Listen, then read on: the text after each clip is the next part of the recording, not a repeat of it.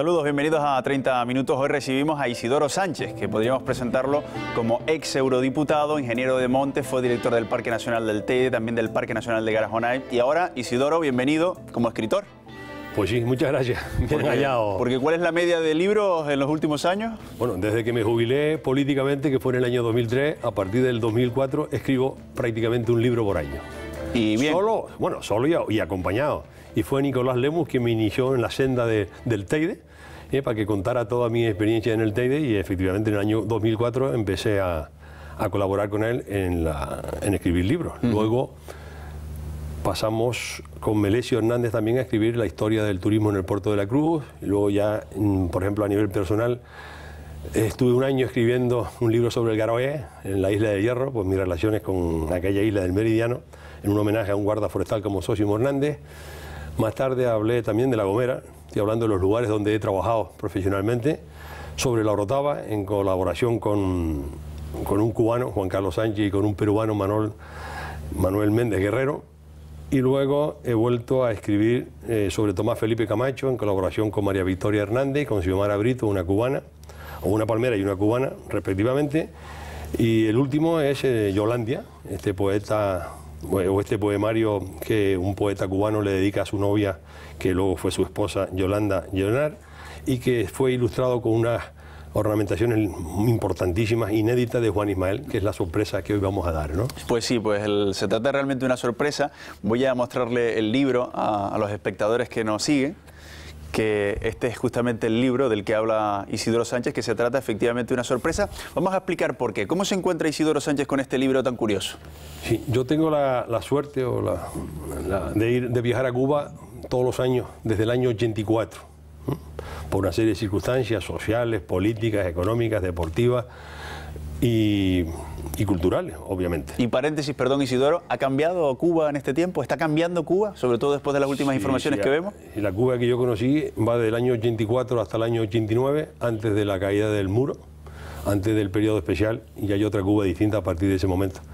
Pero desgraciadamente yo creo que Cuba necesita un cambio total, absoluto, pero bueno, como es lógico y como lo reconoce hasta los mismos líderes políticos del gobierno cubano, Cuba ha cambiado y a peor, desgraciadamente. ¿Y se respira ese cambio de que va a haber una evolución y que va a pasar algo allí en Cuba? No, yo el año pasado fue la última vez que estuve en la isla del Caribe, en noviembre, que son noviembre y diciembre, que son los meses buenos para viajar y para participar en unos homenajes que hacemos ahí a personajes ligados con Canarias. Pero yo creo que lo que yo vi en Cuba la última vez no lo había visto nunca. El deterioro medioambiental, social, económico, incluso hasta sanitario, ¿no?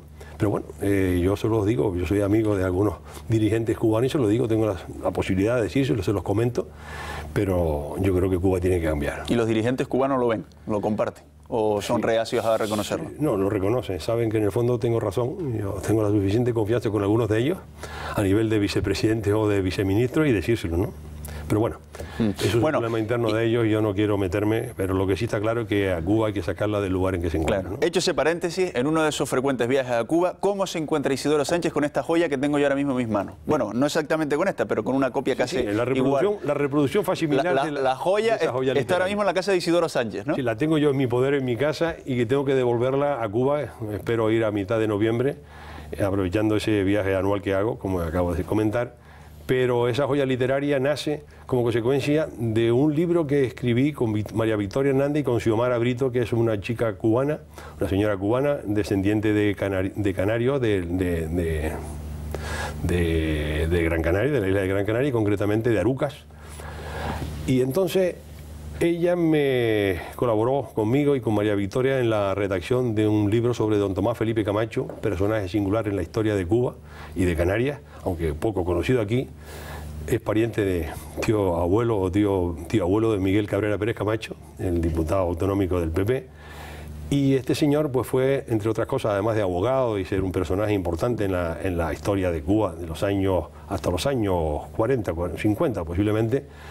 Lo más importante para mí fue que fue el fundador del orquideario de Soroa, en Pinar del Río, en La Habana, que es un jardín que existe, que tiene, si no recuerdo mal, 700 especies distintas de orquídeas recopiladas de todo el mundo, y tiene unas 20.000 matas de esas 700 especies de orquídeas, pues están cultivadas allí.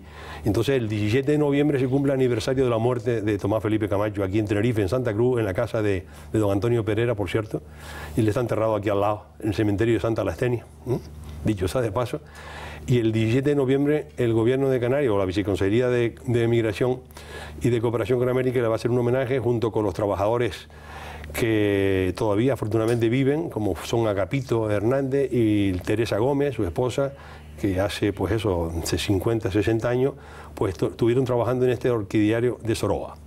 Y también esta señora Xiomara Brito, que es la que ha querido divulgar la figura de este personaje, es la que me introdujo luego a descubrir esta joya literaria que tenía ella en su casa en La Habana, porque era vecina del poeta Piedrabueno, de la familia del poeta Piedrabueno. O sea, esto estaba en la casa de Xiomara. Estaba en la casa de Xiomara, porque a su vez lo había recogido de la casa de los Piedrabuenos, que un poco lo habían dejado porque, no, Piedrabueno, el poeta que escribe este poemario en el año 1930, muere en el año 1958. Su familia la guarda allí. Los descendientes no le dan valor, pero lo dejan allí. Lo dejan allí. Y entonces Xiomara, que es una hormiguita, una investigadora, que es logopeda, especialista en materia de educación, además bibliotecaria de la Casa de Canarias en La Habana, hasta hace poco tiempo, pues descubre esta joya literaria que me ofrece reeditar. Y claro, cuando yo veo que las ilustraciones ornamentales están realizadas o fueron realizadas por un pintor como Juan Ismael González Mora, el famoso Juan Ismael canario, pues claro, pues me quedé sorprendidísimo. ¿Ella sabía el valor que tenía? Sí, yo creo que sí. Le gustaba que yo creo que sí, porque ella conoce, al estar trabajando en la Biblioteca de Canarias, sabía quién era Juan Ismael. Entonces cuando ve que las ilustraciones son Juan Ismael, me las ofrece, me las enseña. No para vendérmelas, lógicamente, sino para reeditarlas, intentar reeditarlas. A ella lo que le interesa es divulgar, como a mí, divulgar las figuras de personajes relacionados con Cuba y Canarias, ¿no? Como puede ser Dulce María Luinaga, como fue Tomás Felipe Camacho, o como es Piedrabueno y Juan Ismael. Estamos hablando, Isidoro, perdón, de un libro, y alguien puede pensar que se trata de una publicación, pero era una obra única. O sea, sí, es que tengo que explicarlo correctamente. O sea, lo que yo encuentro en Cuba hace 3 años, efectivamente, es el original de esta reproducción facsimilar, con estos dibujos. Sí, pero que solo existía un ejemplar, ¿verdad? Solo existe un ejemplar, que lo tengo yo en mi casa, que tengo que devolverlo. Entonces, yo le pedí la posibilidad de reeditarlo. Si no, esa es la condición que te voy a poner. Tú te lo llevas, lo reeditas, pero me lo devuelves. Porque yo tengo que entregárselo otra vez al amigo de Piedrabueno, ¿no? La familia. Pero lo cierto es que yo encontré en La Orotava una empresa, tengo que decirla, una empresa Fonteide, que es la que apuesta por la cultura y por el deporte, pero sobre todo por la cultura tradicionalmente en La Orotava, y cada vez que hay una edición importante de musical en el teatro, la sala de Waldo Power, el Ayuntamiento y Fonteide, pues aportan a los usuarios, a los visitantes a estos conciertos, un libro. Cada año se le reparte un libro. Curiosamente, casi todos han sido editados por mí o por mi grupo artístico, ¿no? Como Carlos Sánchez. Y en este caso, pues aceptó la propuesta de Yolandia. Y por eso, este folleto, esta reproducción facsimilar, es la reproducción de la obra original inédita que se descubrió en Cuba hace 3 años, una joya que estaba guardada desde el año 1930, que es cuando Juan Ismael se le ilustra al poeta cubano Piedrabueno cuando pasa procedente de Tenerife, de Argentina o de Uruguay a Argentina hacia Cuba y pasa por Tenerife otra vez. Eso me gustaría que nos lo explicáramos. ¿Cómo es ese trayecto del poeta? Claro, porque el poeta Andrés de Piedrabueno es un poeta cubano que en el año 1930 conoce por correspondencia, por literaria, por cartas, diríamos, a una chica, joven poeta uruguaya que está en Montevideo y se dedica a la literatura infantil. Me imagino qué delicia esas cartas, ¿no? Yo encontré de esas cartas no tengo los originales, pero sí tengo los 2 originales que le escribe en el año 46, una vez que ya Juan Ismael ha vuelto aquí a Canarias, pero bueno, eso lo explicaré luego, porque vale la pena situarnos entonces en el año 30 para que sepamos exactamente por qué Piedrabueno viene a Tenerife, porque pasa por Tenerife, independientemente que utiliza uno de los barcos que hace la línea Tenerife o Inglaterra, Tenerife-Buenos Aires. Él se acerca a Uruguay, conoce físicamente a su novia, está con ella 8 o 9 meses y regresa a Tenerife otra vez en el barco. Y entonces el hombre sale enamorado de su encuentro con Yolanda. Se confirman las imaginaciones que tenía en su cabeza. Exactamente. Porque él no lo había visto. En aquella época no existía una webcam, ¿no? Exactamente. Lo cierto es que él se enamora maravillosamente de esta muchacha y le escribe un poemario que está aquí, que es el que yo tengo y que acabo de reproducir. ¿Y eso lo escribe exactamente a la vuelta? A la vuelta, la escribe. Lo dice él, lo escribí en Argentina, en el barco en alta mar y en Santa Cruz del Teide, como define a Santa Cruz de Tenerife. Y llega a Santa Cruz de Tenerife y se lo entrega a Juan Ismael, se lo enseña a Juan Ismael, a Pedro García Cabrera, a una serie de personas. ¿Y cómo lo escribe? ¿A mano lo escribe? No, en máquina de escribir. O sea, que él lleva su máquina de escribir en el barco. En el barco. ¿Y estas son las letras originales? Son las letras originales. ¿Podemos enseñarlas aquí a cámara? Sí, sí. Estas son las letras originales que escribe con una máquina. No con sé su máquina en el barco camino de Tenerife. Camino de Tenerife. O sea, que esto tiene un valor impresionante, bueno, ¿no? Y cuando llega a Tenerife, Juan Ismael, dibujante, le dibuja estos dibujitos. 45 poemas. Es algo impresionante que es inédito. Bueno, cuando Carlos Pinto Grote lo vio, se quedó impactado, ¿no? Él sabía que algo había, ¿no?, pendiente de eso, porque además lo curioso del caso es que yo le enseñé también, en el libro que escribimos, le enseño 2 cartas que Juan Ismael le escribe. En el año 46, o sea, 16 años más tarde, Juan Ismael, que fue condenado, desterrado a Canarias por las autoridades españolas en aquel momento, desde Madrid hasta Canarias, le escribe 2 cartas de la revista Mensaje.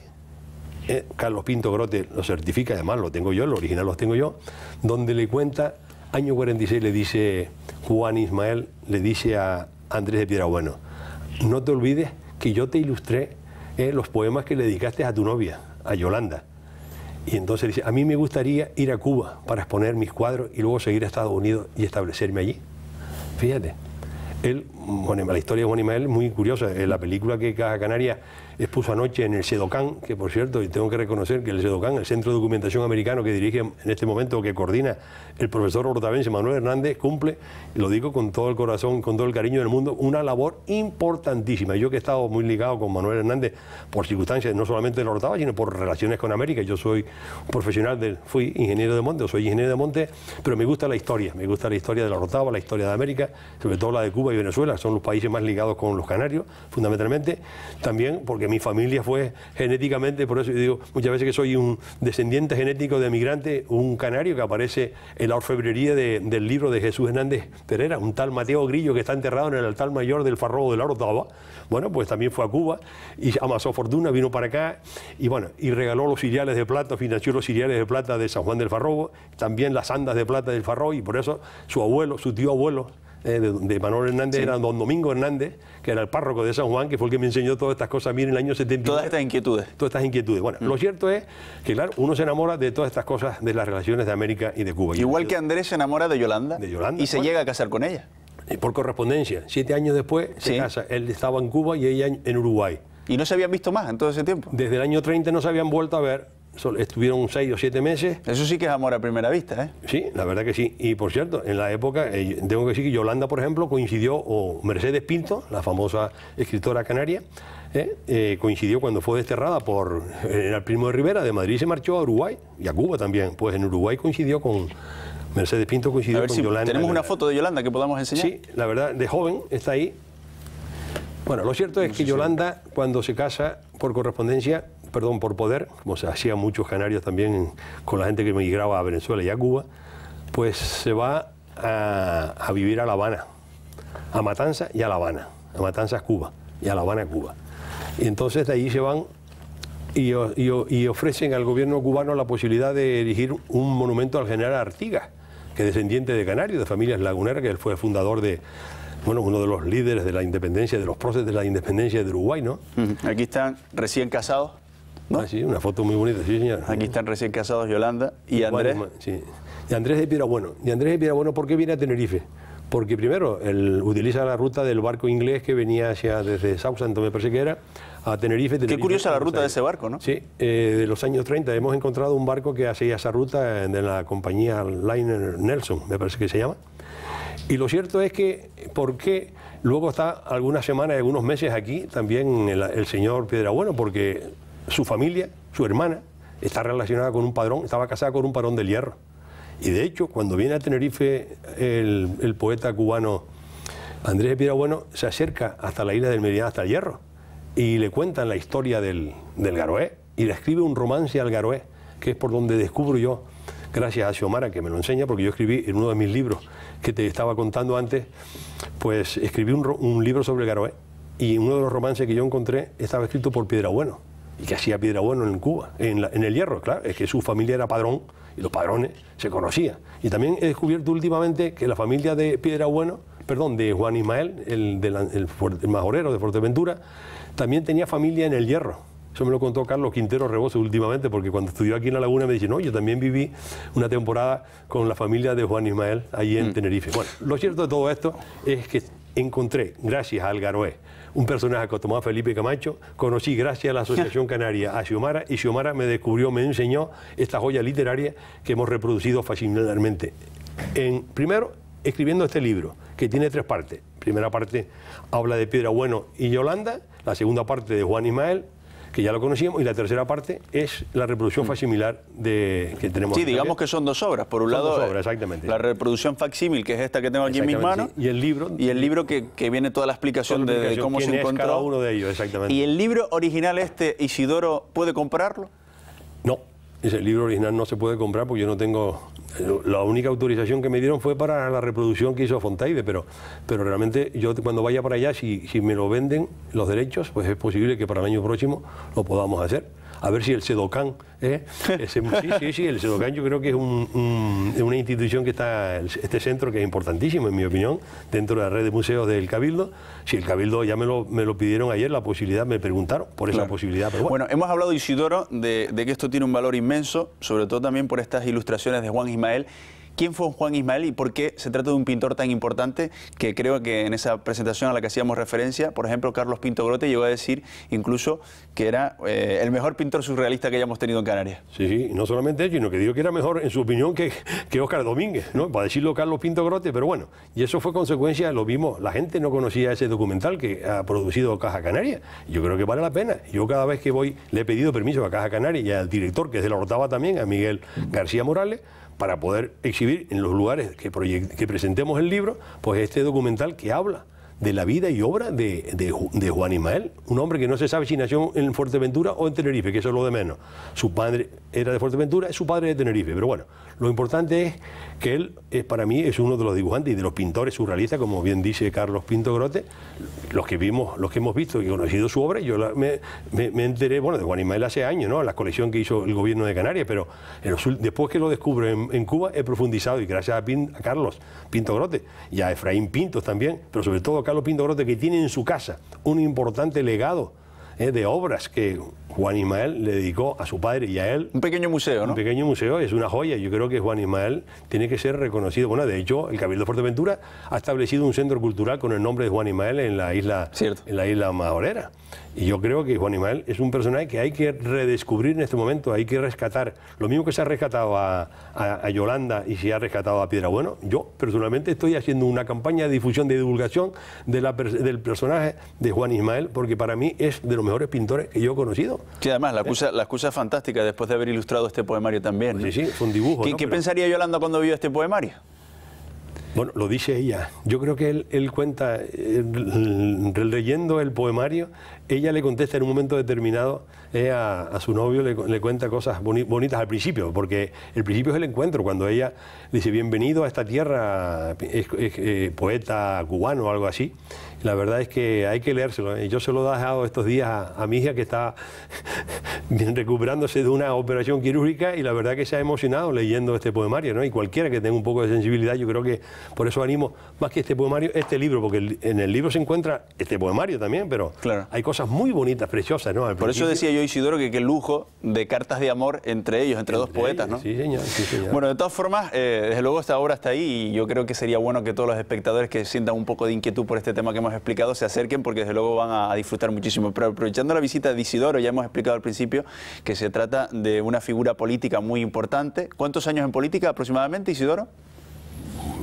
En el caso mío, yo diría que 25 años. 25 años. Sí, yo estuve desde el año 77, me inicié en el mundo democrático participando en las elecciones generales con el Partido Popular Canario, que presidía y lideraba recordado Bernardo Cabrera, Álvaro Moreno, Juan Pedro Dávila, Gilberto Machado, Manolo Juan Feliciano, Manolo López, Ramón Jerez, bueno, muchos de nosotros afortunadamente todavía vivimos, y bueno, y luego ya en el año 79, cuando empezó el sistema democrático en profundidad, porque el primero fue una transición, la ley de la reforma política, las elecciones generales aquellas, pero ya yo me inicié en el año 79, en el mundo asambleario municipal de La Orotava, ¿no? Y fui concejal del Concejal, consejero de Cabildo, luego senador, eurodiputado. Sí, he sido casi todo, ¿no? No, creo que de todo. Según me han hecho algunos... Hay gente que está estudiando, haciendo mi biografía, curiosamente, algunos locos que están empeñados en hacer mi biografía y se han sorprendido efectivamente que haya sido concejal, consejero, diputado autonómico, senador por la comunidad y diputado europeo. ¿Y esto cómo ha cambiado, Isidoro? ¿Cómo ve usted en la actualidad a los políticos? ¿Sigue habiendo la misma vocación? ¿Los políticos han cambiado sus intereses? Con sinceridad, dígame. Bueno, ha habido de todo. Yo creo que lo que ha cambiado son las generaciones. Nosotros en el año 77, 79, allí participábamos jóvenes, maduros y mayores. Hubo gente de toda. Yo recuerdo, curiosamente, un proyecto de un periódico en Canarias, que los distintos partidos políticos quisimos establecer.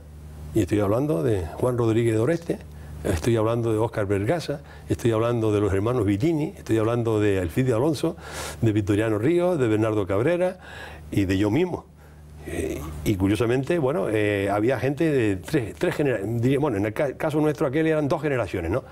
Pero yo creo que hoy ha cambiado algunas cosas. Yo creo que antes primaba más el interés general que el interés particular.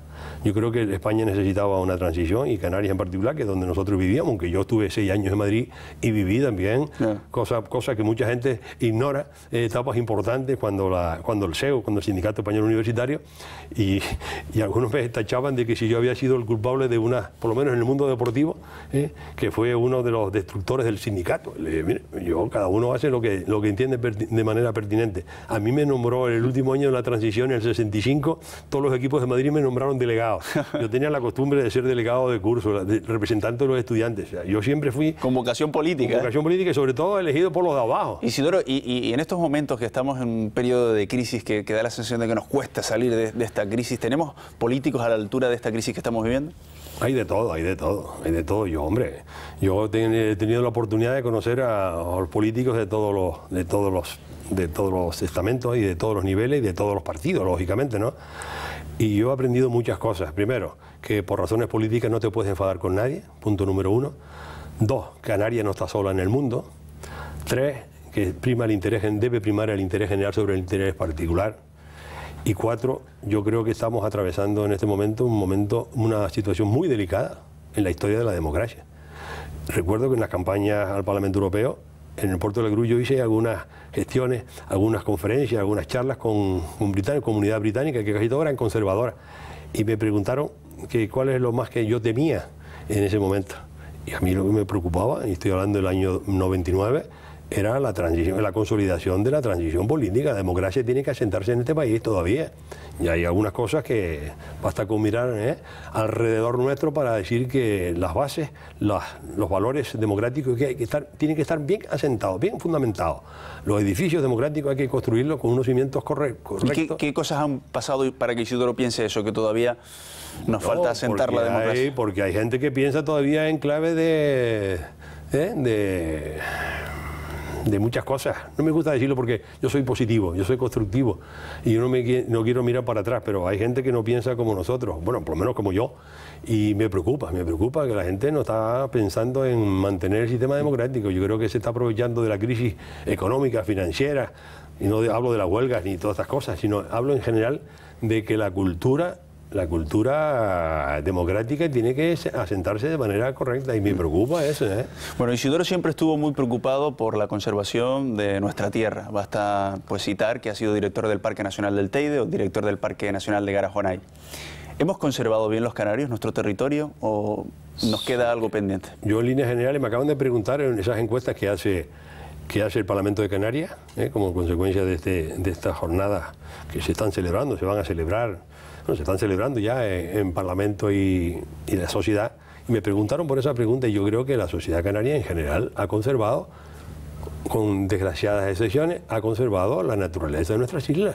O sea, no es fácil. Hombre, lo que pasa es que como aquí tenemos territorios que van desde el mar hasta el Teide, como digo yo, en el caso de Tenerife, claro, efectivamente la costa clarísimamente ha sido machacada, pero en general el territorio ha sido protegido, conservado, y de hecho el porcentaje de más del 50% de territorio conservado, fundamentalmente los montes, los espacios naturales en general, eso habla bien de los ciudadanos de las Islas Canarias. Hay lamentables excepciones en algunas islas, en algunos lugares que se han producido, bueno, como consecuencia de la falta de ignorancia, que diría el mago, ¿no?, a la hora de conservar y de proteger. Pero yo diría que, y eso es la afirmación que mantengo por escrito, acabo de comunicárselo al Parlamento, mi opinión es que a pesar de los pesares, Canarias ha tenido conciencia y ha conservado la naturaleza de manera más o menos correcta. De hecho, la protección de ese territorio importante, hablo del territorio terrestre, porque el territorio el mar todavía hay que protegerlo en algunas cosas, estamos pendientes de